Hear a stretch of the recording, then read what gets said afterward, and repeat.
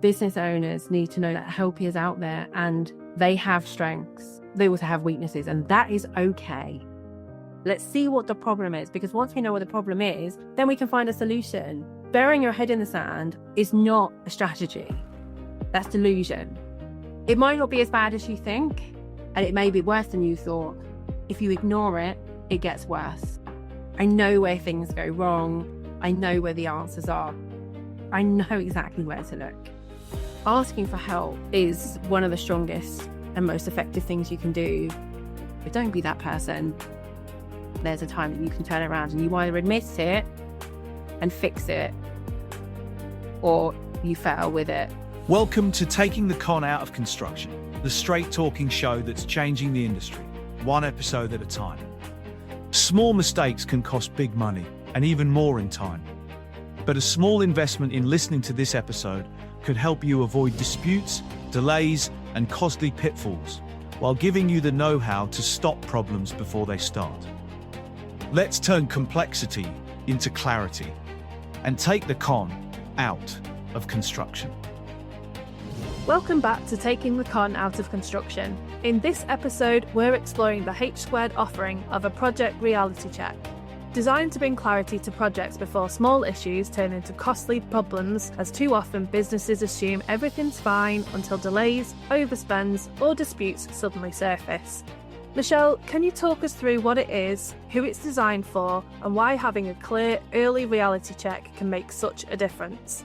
Yeah, over the years in my career, I have been attracted to or have attracted projects that have been in crisis. And the amount of times that I've started in a freelance project and they're either 3 months, 6 months, whatever it may be in, and it's straight, get my hands dirty, roll my sleeves up, get moving, because I'm firefighting from day one. But actually, it's really stressful. It takes a lot of energy, and also it takes a hell of a lot of my time and my entire team to turn things around. So it's therefore also expensive. One of the problems in the industry that I've realized working with so many different contractors, main contractors, end user clients, subcontractors throughout different sectors, different types of business, is a lot of people in construction bury their head in the sand. Yes, there's positivity, and don't be wrong. There are so many examples of people that have learned a trade because they were told in school that they weren't academic and they should learn a trade. And actually, they're an entrepreneur, or they've got something about them. They weren't just going to be an electrician. Not that there's anything wrong with that. There isn't. But we can't all be leaders because there's no one to follow. So everyone has their role. It doesn't make anyone more important. And I'm a firm believer that we have different archetypes. Otherwise, the world just isn't going to go round. It's as simple as that. Because of that, you've got these people that have done incredible things with their businesses and they've grown. But they have that positive outlook. Now, whatever drives them, everyone's got a different why. It could be the fact that they've got children, or the fact that their parents died with nothing, or they struggled, or whatever it is that they have this reason that they want to figure out their own money and build a business, whatever their motivation is. Those kind of people are really positive, and that's what drives them. And most of the time, most of the business leaders and business owners that I work with, especially subcontractors, really good at getting work in. They're really good at selling their business. And most of the time, they're good at delivering. The bit they're not so good at is the business side of it. And my dad's been in the industry for decades, and he knows a lot of people that have been very successful and some other people that have not been successful. And many of them I speak to, and they'll all say what we were really good at was getting the work. That's what we were good at, was getting the work. And these are what successful business leaders were really good at, getting the work. And I think the difference between what makes and breaks these businesses is the people that they employ to run the business and do the business side of things. Some of my clients know exactly what their profit margins are. They know their profit and loss inside out. They understand the accounting system because they've employed an accountant and they've learned. They understand it. Or they've got someone that gives them management accounts on a monthly basis. So they know where their business at, where it's going all the time. They're hot on their numbers. So before anything goes awry, they know when something's gone awry because they're constantly looking at their numbers. They're not waiting for their end of year accounts, which aren't due till 9 months after the year ends. If things have gone wrong, and the amount of accountants that I've spoken to, by the time the accountant realizes it's gone wrong, it's too late. There's not much they can do. That's the big difference about having that information and how things are working. Now, it's exactly the same with a project.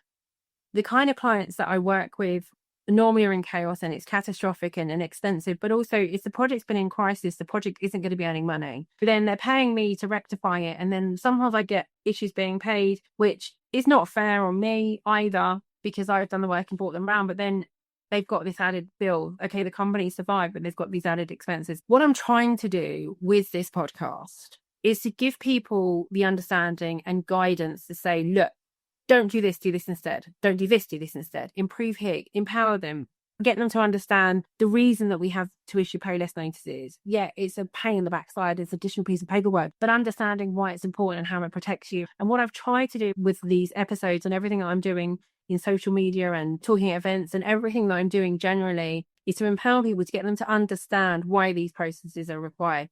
The previous episodes we've had about every different aspect that I can think of that's important in construction. And if you master all of those different things, there is nothing but success for you. There is no other option but to succeed, to grow and to fly. And obviously I get it, it's difficult. One of the major problems in construction is not only is the entire industry 10 years behind the rest of the world, hasn't quite caught up, but also the mentality of so many business leaders, because of the way that they've come into the business and because of the type of people they are, they're just so positive. It's going to be fine. It's going to be fine. And they just keep going. But what happens is when they're blindsided, like horse racing, you find some horses have got blinkers on it, and that's so that they focus because they get distracted. They're like horses in ADHD. If I was a racehorse, 100% I'd have blinkers on because I'd be like, oh look, there's butterfly, and then I've lost the race. But that's me. I get that, and I think a lot of business owners are the same, because you and I've had many conversations. So I'm going to do this, I'm going to do that, I'm going to do this, I'm going to do that, and yes, I'm always doing a million things at the time, and I don't know any other way to operate. And many business owners in construction are the same. So what happens is they're just getting the money and they're getting the money and they're getting the working, but actually they're not seeing what's behind them, and they're not seeing the projects through. And then next minute they've got unhappy customers, and then that causes an issue. So then they're looking for another customer, but they don't always look at what do we need to fix. And I don't know why that is. Probably a number of reasons, partially because they don't know how to fix it, and two, because that's going to rain on their parade and they don't want to know what the problems are, in all honesty, with some people I've worked with.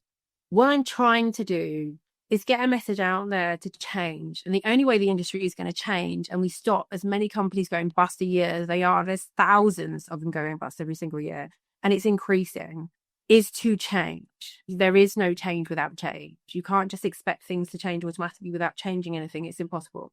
What I want to do is I want to get people to have a look, because it's a damn sight quicker, less stressful, cheaper to have a look when things are not quite right. Kind of clients that I'm starting to work with now, and I'm offering what I call as a project reality check. And it's basically me going in, because I'm so experienced in transforming problem projects. I know exactly where to look. I know where things go wrong.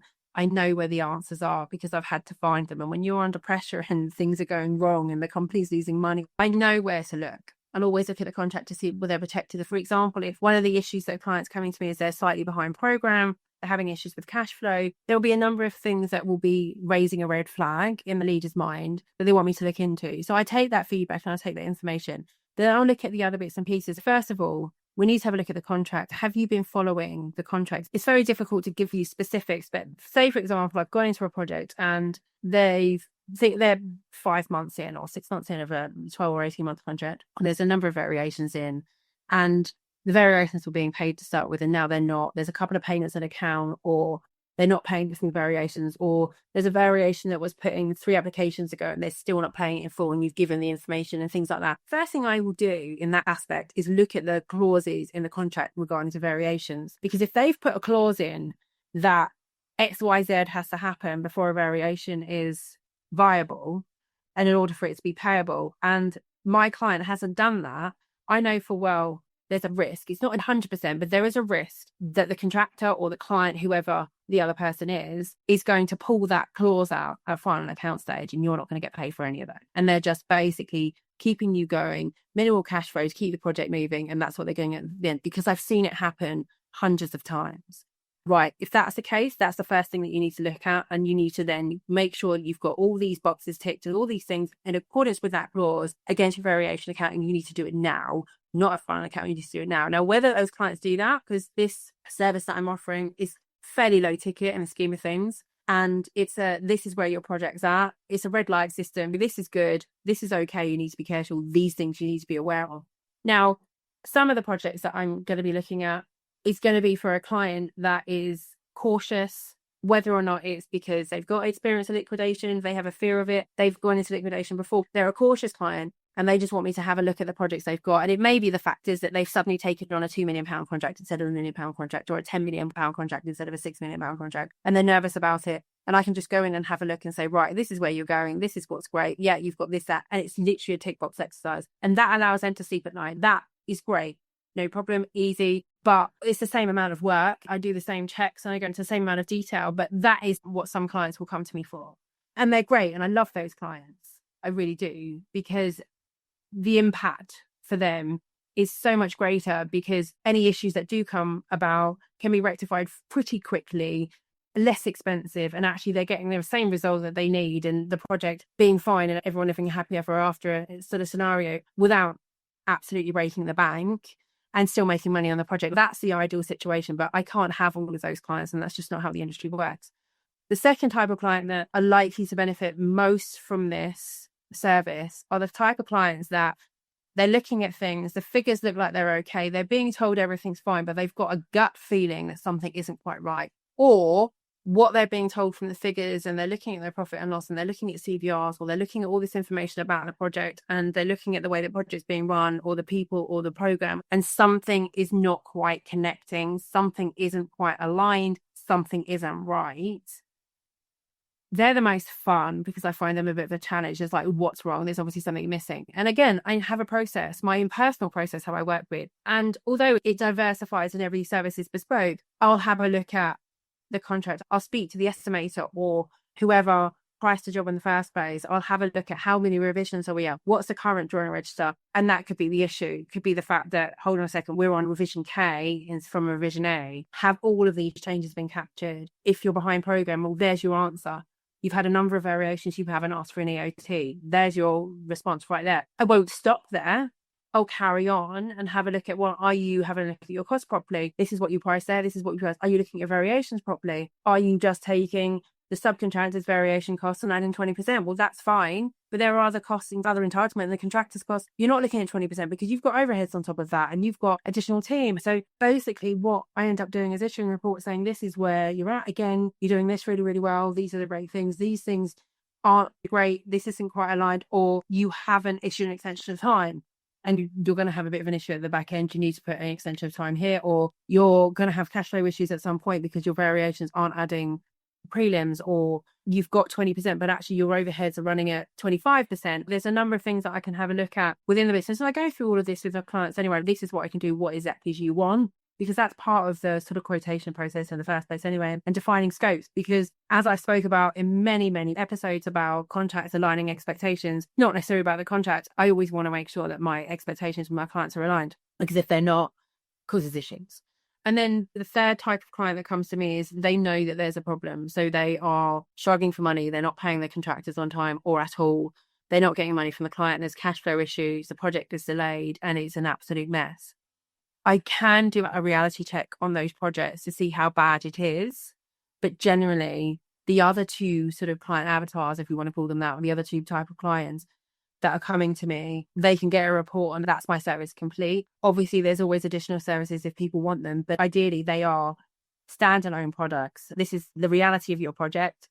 This is what it's looking at this moment in time. Here's some recommendations on how to fix or adjust things, or here's some risks to be aware of. And if you want to go into further detail and you want me to support you further, then obviously you can. But actually those reports on their own and the information you get on their own is enough for you to be able to make the changes internally if you choose to. It's totally up to you. I never have been and I never will be the type of consultant that makes myself indispensable. That's not how I work. And I refer myself to Nanny with Feet before, which I think is a great example if you've watched any of the films, is I come in when it's uncomfortable and nobody really wants me, but actually I leave when you no longer need me. You might still want me to hang around, but my plan is to leave because I'm about empowerment. I'm not about necessarily replacing anything or anyone.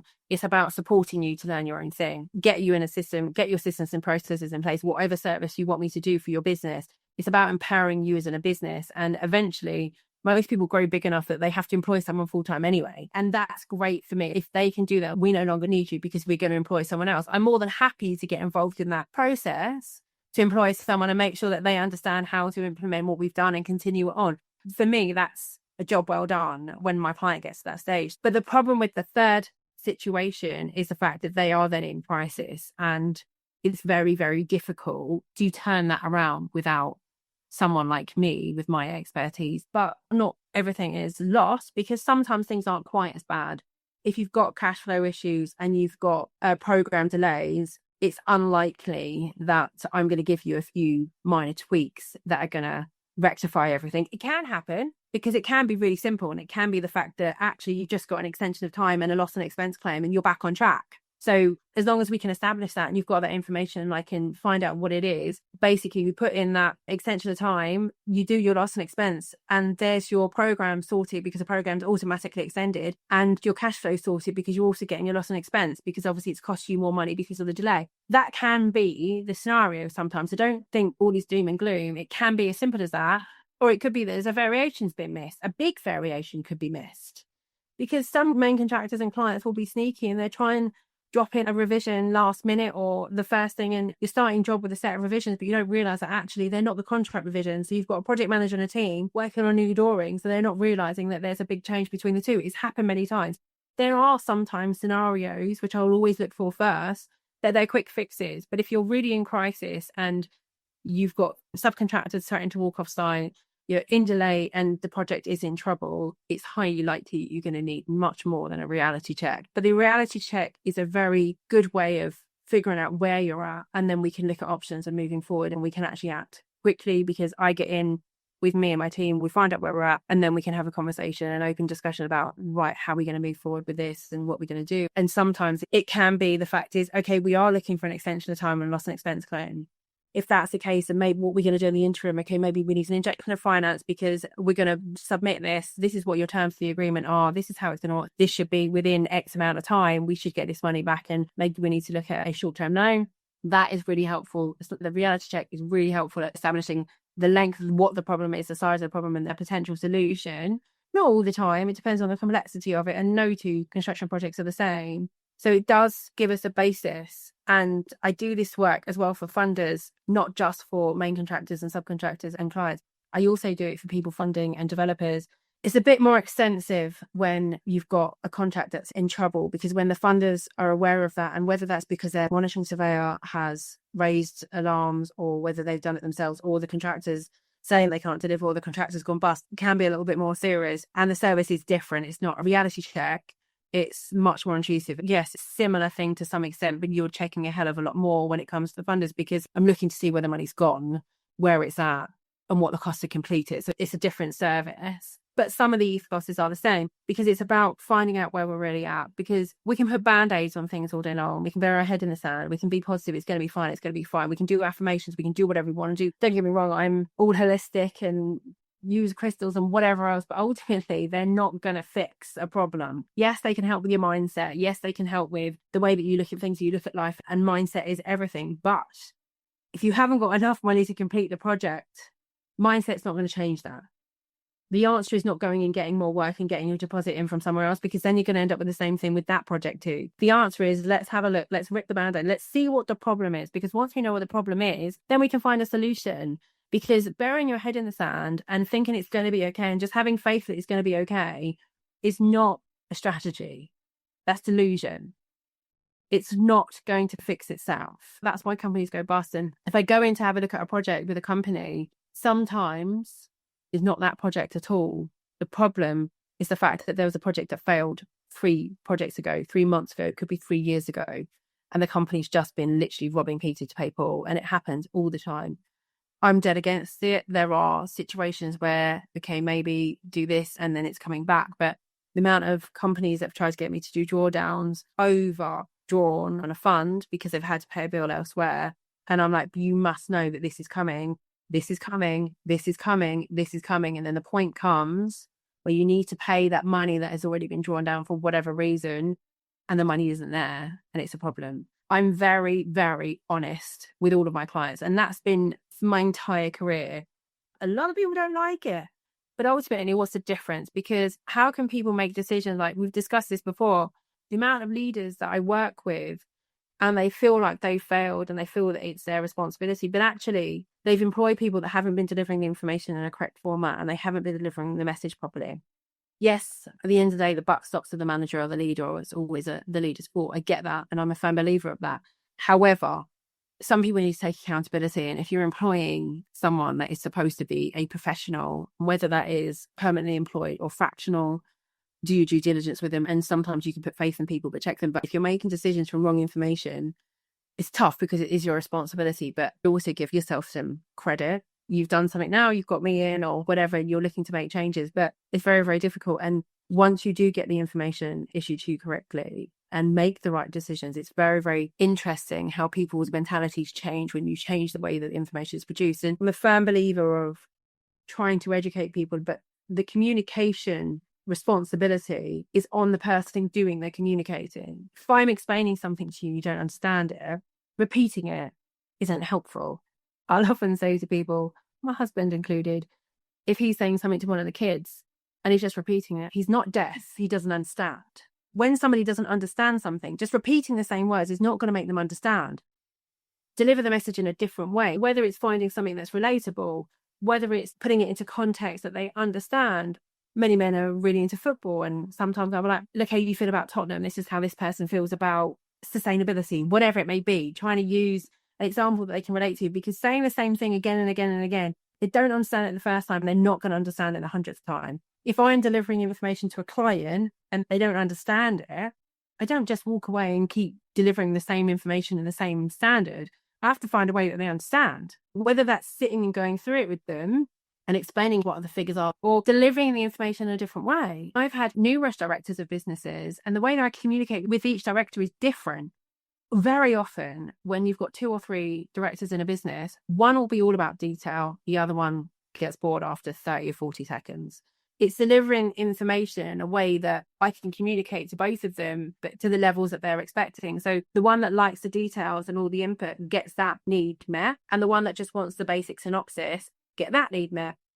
But then on other aspects, you'll have one of them will respond to visual information better than written text. One of them will like a video. I'm not very good at watching videos. I'd rather scan through, because I'm an absolute pro at scanning through lots and lots of text. When I was in university with a baby, I didn't have 2 weeks to do my coursework. I had 2 or 3 hours. So sitting there watching a video, even on speed, half the time it's just not fast enough for me and I don't have the time. So I get that. And you have to understand that about the people that you're communicating with. I sometimes need people to physically walk me through something for me to learn. Everyone is different. And when I'm looking at a project and having a look at a reality check of the project, there are things that come up about the business too. And if I notice them, I will share them, because if I'm going to see that actually, do you know what, you've got a bit of a communication issue here.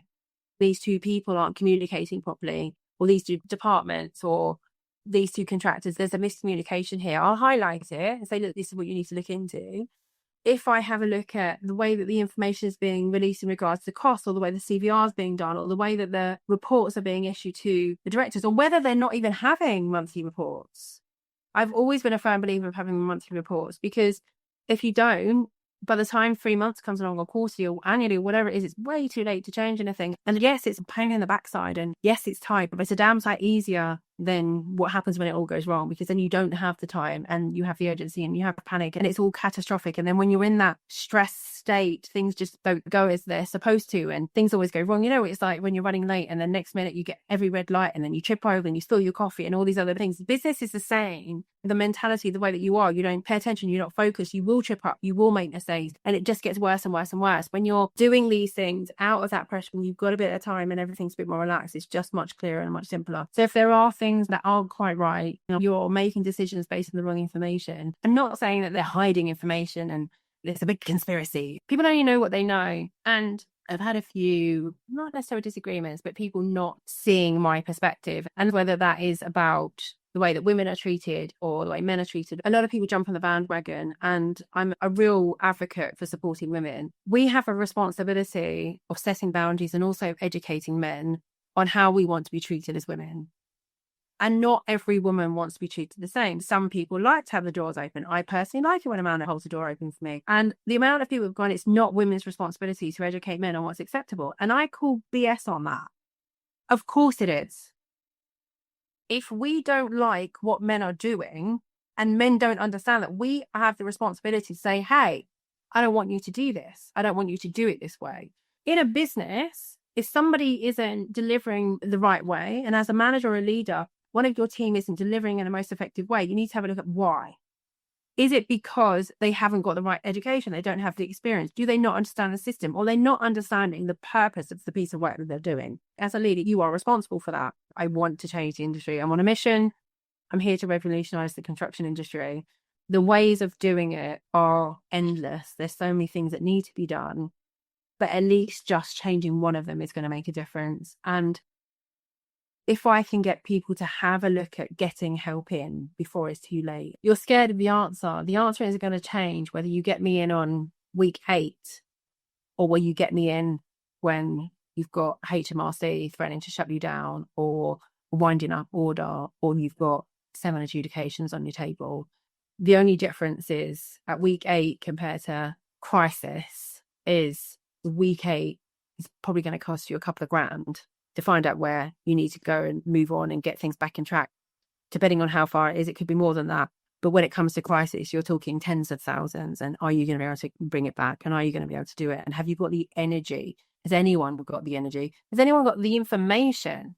I need to fight this and to turn this around. So I'm trying to change the way that people think. And the situation isn't going to change. It's just going to get worse. But asking for help is one of the strongest and most effective things you can do. And I know that by experience because I was a troubled teenager and I was a troubled young adult and I needed to get help and sort things out and say, hey, do you know what? I need help. Business owners need to know that help is out there and they have strengths. They also have weaknesses and that is okay. The way that some of these guys have built their businesses, the drive they have, the way they get work in, the way they sell, the way they've built, the way they operate, what they achieve, absolutely blows my mind. It really does blow my mind and it's insane. It's brilliant. And I love focusing on that. You can't be perfect at everything. I never really appreciated what my dad did when I was younger because I didn't understand it. But he took a business from having a £3 or £4 million turnover to a 45 or 46 million pound turnover in a year in the 90s. It's insane how he did that. And my dad is a perfect example of a construction business owner and business leader. He's great at getting the work and keeping clients happy, but also he's great at delivery. What he wasn't so good at was the business side of things and keeping everything on track and crossing T's, dotting I's and commercially protecting himself. And also he didn't employ the right people, but that's a whole different conversation. I'm not saying that I will come in on a small ticket item that I'm offering to people and totally transform your business. Of course, that's not what it's about. Just gives you an idea. And also it gives you an opportunity to work with me and see what I'm about. And I might not be the right person for you. Not everybody likes me. And I'm okay with that. If you want someone to come in and boost your ego and tell you lies and tell you everything's okay when it's not your person.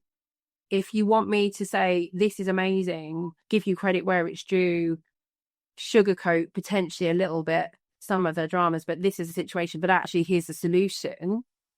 And that's what you want, is actually highlight the situation you're in, give you the truth, be totally authentic. This is how we get out of it and offer you solutions rather than just delivering potentially bad news. And 100% I'm your woman. If you want reality and you just want someone to have a look at something and you want faith that your idea of your business is right or your idea of your project is right, or you just want to be able to sleep at night, 100% I'm your person. And if you are thinking you're in crisis or you know you're in crisis, yes, I can help you, but the sooner you pick up the phone or book that appointment, if you've got that inkling, ask those questions, call that meeting, get your team involved. If you need to and you're really concerned about it, get your whole team involved, ask the questions, listen to this podcast again and again and again. Send it around to them saying, this is what I want you to do with this project. This is the questions I want you to answer. This is the process I want you to do. That's what this podcast is about. It's not about me. It's much bigger than me. It's about knowing when to get that help in and knowing when to stop just being blindly positive and having a reality check, putting both feet on the ground, taking away your rose-colored glasses or taking the blinkers off. Have a look. Where are we at? And it might not be as bad as you think. Now, if you ignore it, it gets worse. And it may be the fact that it could be worse than you thought. You need to find out, and it's worth your time, your money, and your investment to say, this is where we're really at. And you've got a number of options. You've either got, yep, you can, gives you sleep at night, carry on. No, you're just slightly off track, but let's get you back really, really quickly. Or no, we need to really work on this and we've got disaster when these policies up and you need to focus your attention on it. But there will always be solutions. My mission is to open people's eyes, get them to see the industry the way that I see it and see the solutions that are out there, because actually it's not that complicated. And one of my real skills is simplifying things that are complex. And actually, we don't need 50,000 forms when one will do.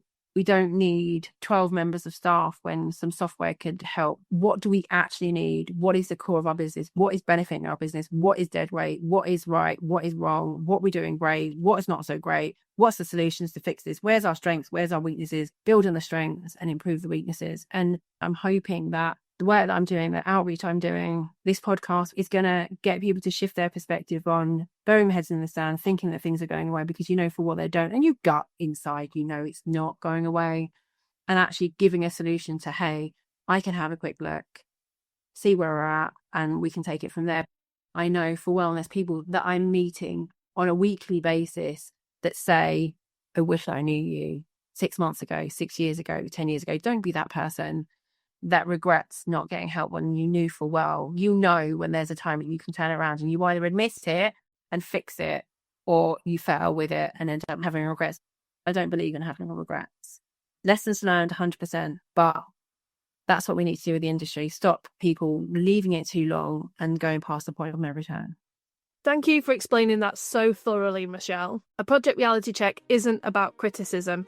It's about visibility. It gives businesses the confidence to make informed decisions, address issues early, and regain control before problems escalate.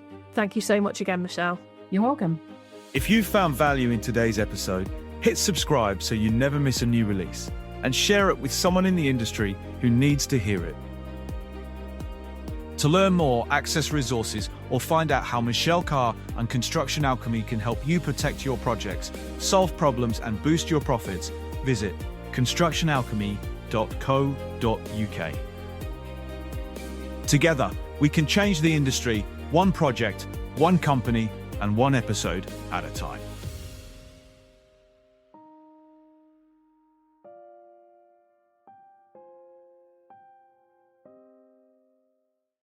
The views and opinions expressed in this podcast are based on the personal experiences of Michelle Carr and her guests. They are for general information only and should not be relied upon as professional or legal advice. Always seek your own independent advice before making decisions. Neither Michelle Carr nor Construction Alchemy accepts liability for any loss, damage, or consequences arising from actions taken based on this podcast. Thank you for listening.